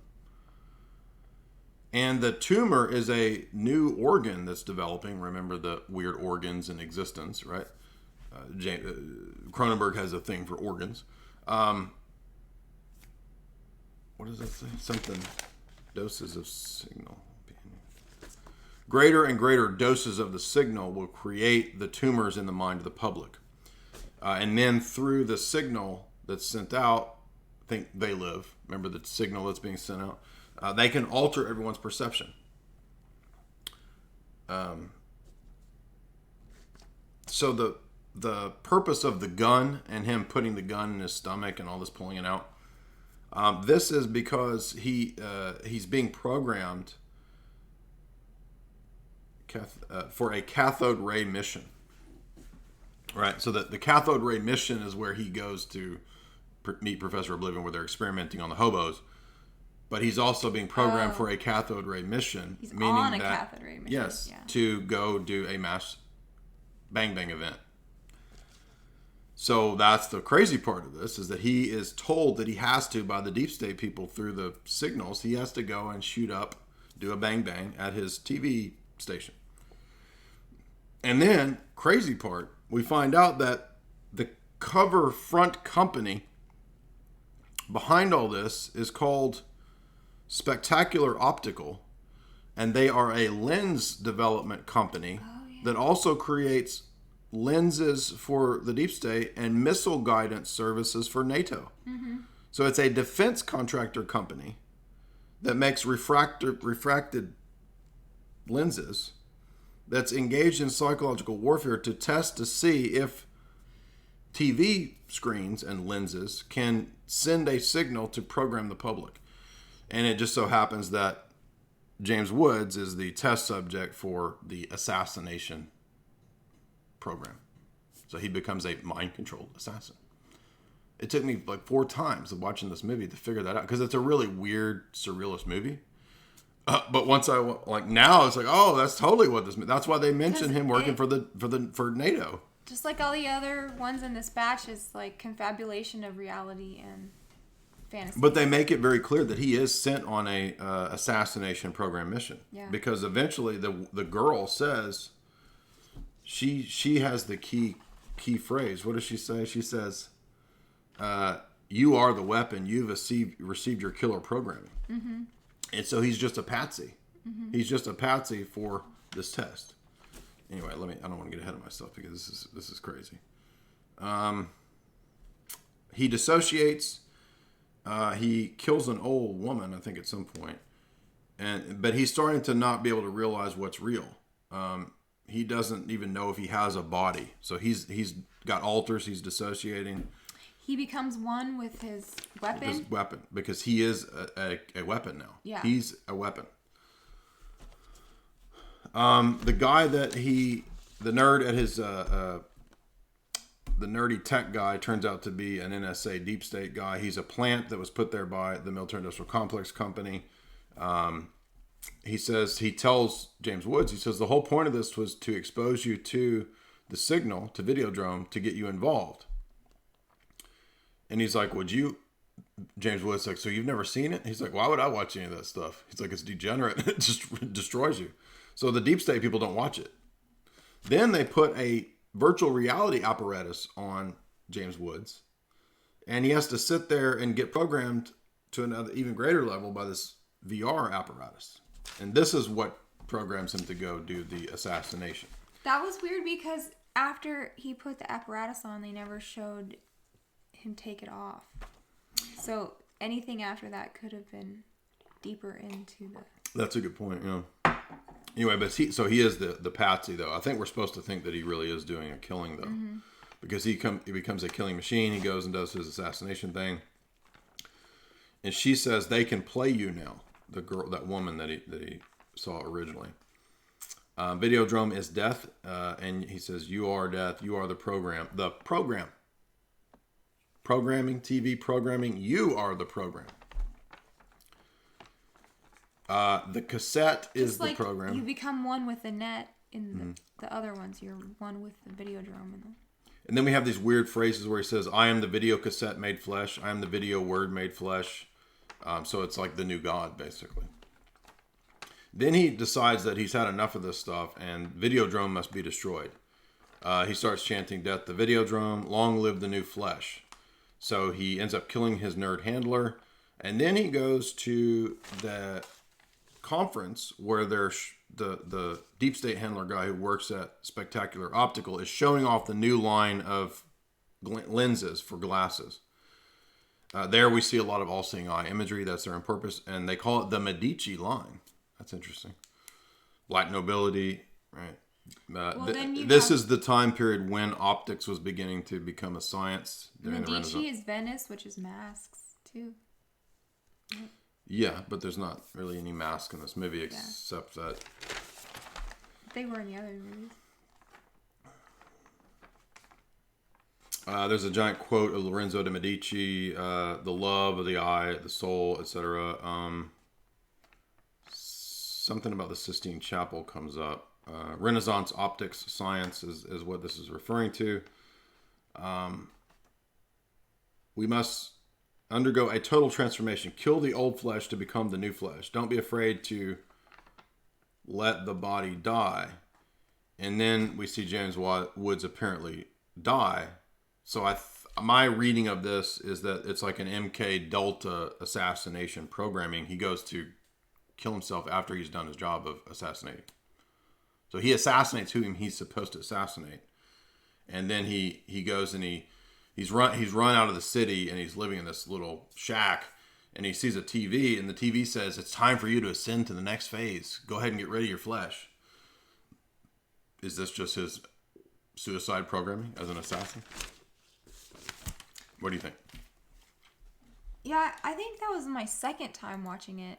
And the first time I didn't know a whole lot about what we're talking about. So. Well, it was a fun bunch of, how many, what was the gooeyest, grossest thing in that movie? When he opens his belly. Yeah, and that's puts the what gun. everybody remembers. Yeah. How many goo guns? How many hand goo guns do you give it? 8. 8. All right. All right. Thank you guys. We had a good. Did you read all the super chats? Did we get to it? We're done. Okay. Tall City was the last one. Thank you guys for the super chats. This was a lot of fun. Virtual worlds. I don't think the optimism of the 80s and 90s about what the net and the virtual realm would be has actually come into play. Rather, I think we're entering into the dystopia and not the fun surfing the web phase of what everybody thought it would be. So I'm going to say the best of these movies is probably Videodrome. After that, Vanilla Sky, Existenz, and then the other ones are more comical. All right. God bless everybody. Have a good night.